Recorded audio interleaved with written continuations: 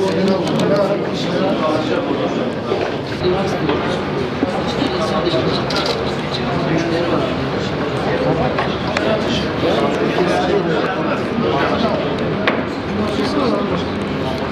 geliyor, hatta ana hattı var.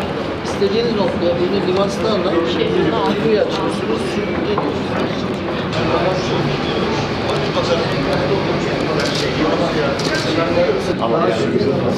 Şu ana kadar daha rakibimiz hava yolları yok mu?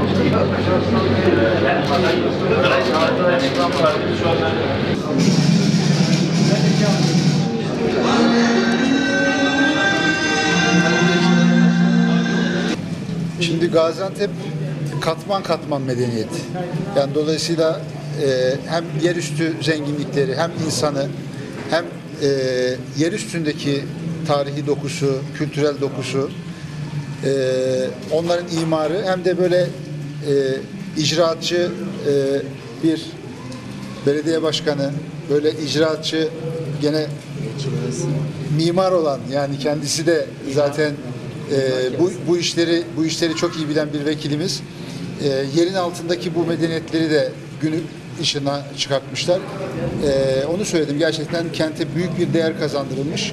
Burada hem tarihi yaşıyorsunuz, hem de o tarihle beraber gelen aslında o medeniyeti, suyla gelen o medeniyeti de burada görüyorsunuz. Memleketimiz gerçekten çok kıymetli bir memleket. Yani üzerinde yani onlarca medeniyet yaşamış, binlerce yıllık bir medeniyet.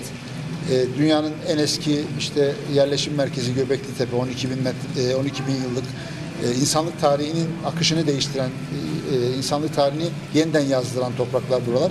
Ben gerçekten buradaki bu atmosferi, yani milli mücadelede yaşananları, bu Gaziantep'in bu mağara kültürü, kalker kültürü ve bu mağaraların içerisindeki su sistemleri, kesterler, birbirleriyle bağlantılı bu yapılar insanlığın aslında gelip görmesi gereken bir öğren yeri, bir arkeolojik değer. Bizim kendi insanımızın da bu topraklar nasıl vatan oldu, bu mücadeleler nasıl verildi, hangi şartlarda verildi, buralar nasıl müdafaa edildi, onları görmesi açısından da mutlaka ziyaret etmesi gereken bir müze olmuş.